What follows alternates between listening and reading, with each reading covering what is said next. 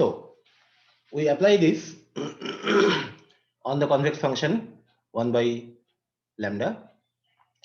So from the convexity result, we get that this sum, which is this, is maximum when all the xi's are 0 except the extreme ones, x1 and xn, corresponding to lambda 1, which is lambda max, and lambda n, which is lambda min.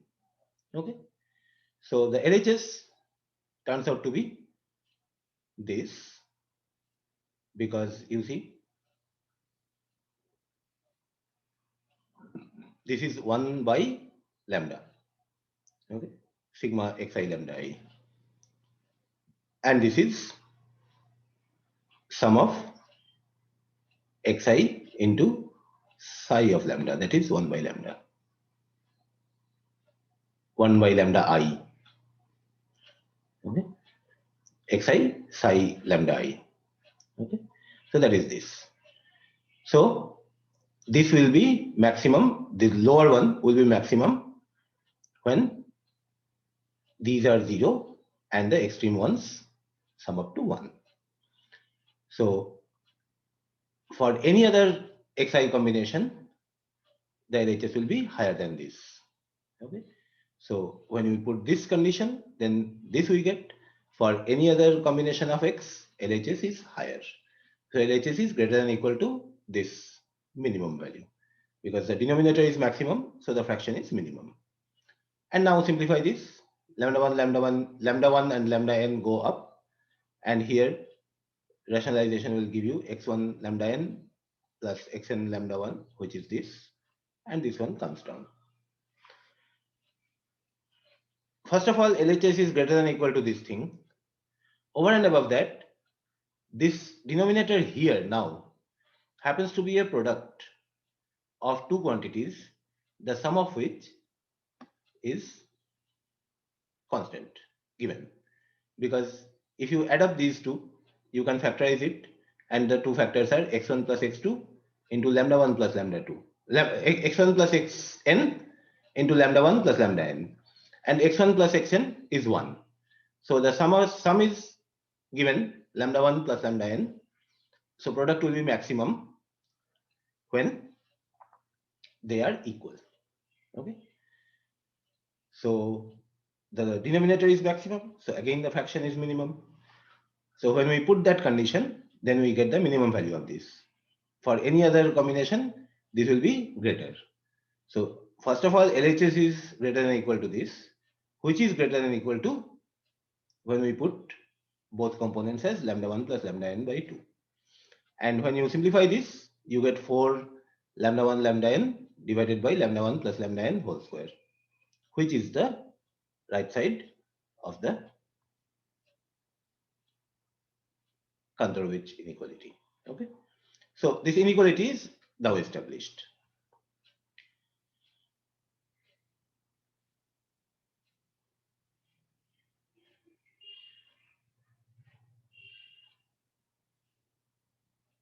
And now we put in that inequality, in place of z, we put the gradient that we have in hand.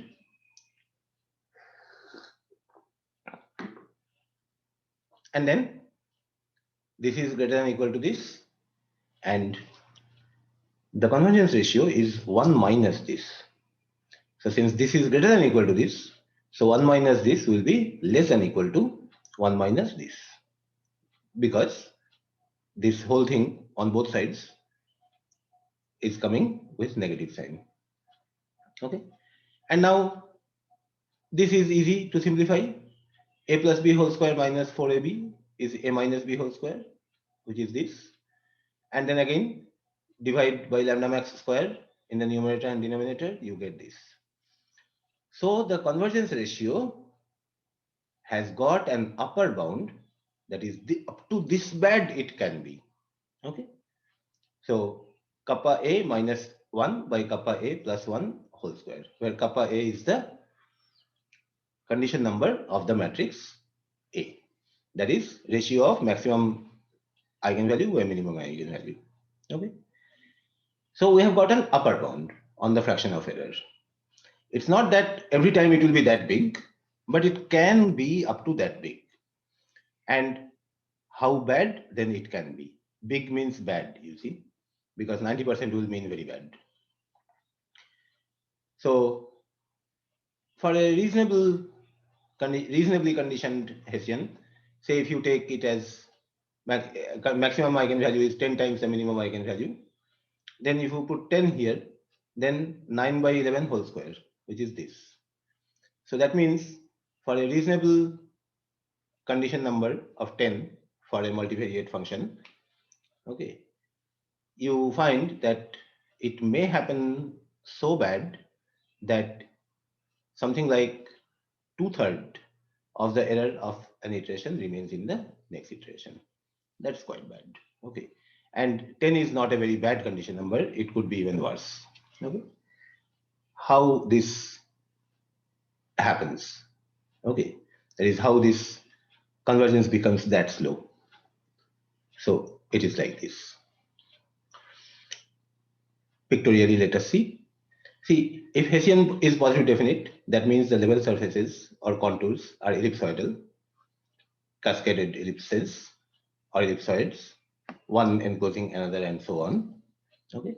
Now, if you start somewhere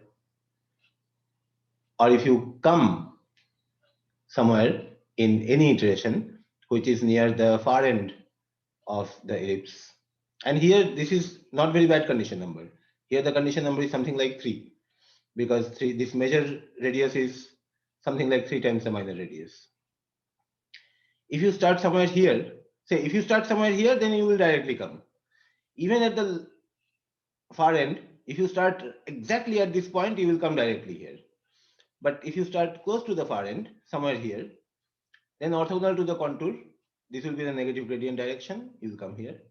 Then at right angle, you will come there. And you see, most of the time, most of the iterations, you will be zigzagging in your journey towards this center point, which is the minimum point. And you will end up spending a lot of your computational effort in doing this zigzag kind of motion over directions which are at large angles on both sides from the best direction that you could take if you knew that the minimum is here. And this is how steepest descent method can operate to make convergence slow. Not that every time it will happen, but it might happen that bad. And that is why, so far as computational speed is concerned, steepest descent method is not held at a high premium. Now, still, the method has a lot of value because of these points. First, its idea is simple and very sensible and makes immediate appeal. That means over a long time you will remember this simple idea and can implement it easily. Okay. Its excellent global convergence property is a great asset. Okay. And while solving a new problem where you have no idea of the locality of the minimum point, the global convergence property becomes very useful.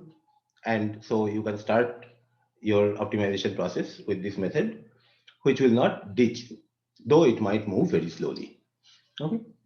Now, the particular case of everything going slow, as we analyzed, the upper bound we were looking for, all those things happening at the same time is very rare. So most of the time, you might find even acceptable, respectable performance. Okay. Now, two more things which keep the idea of steepest descent method important for even specialists and professionals is one, that in many other more sophisticated methods, the starting step is often a steepest descent step, after which you build upon that. That is one thing. In that itself, when those sophisticated methods develop quite a few search directions, which are good, good, good, and so on, then after a while, sometimes some of those methods get tired and cannot develop a fresh, good direction. And in that case, steepest descent step is inserted in between by the methodology of the method itself, so as to operate as a so-called spacer step. Okay, when on my own I cannot develop a good one, then use the Sarkari facility, which is at least this good. Okay, so that is the sense. So this happens in many sophisticated algorithms. And even several methods of constraint optimization also develop their search directions based on the negative gradient direction. So it remains important even there. Okay. So in this lecture, the things, okay, but you remember that the efficiency still is an issue. So for a professional implementation, you cannot rely on this as the sole method if you are likely to get into very complicated nonlinear problems with large number of variables, then it may be a trouble. Okay, so you will need other methods. So the summary points of this lecture: one is that the steepest descent method iterates over negative gradient directions for line searches in every iteration. It has very good global convergence, in fact the best that you can think of, but local convergence is very poor. It's linear, and over that also convergence ratio is highly sensitive to the conditioning of the local Hessian.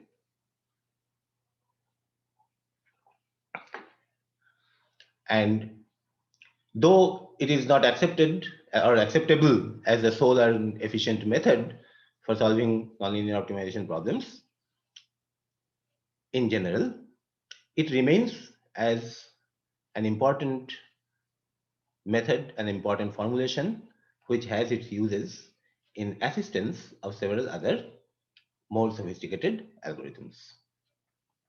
So we stop here, and in the next lecture, we continue with Newton's method, which uses up to second order derivatives. Okay, thank you.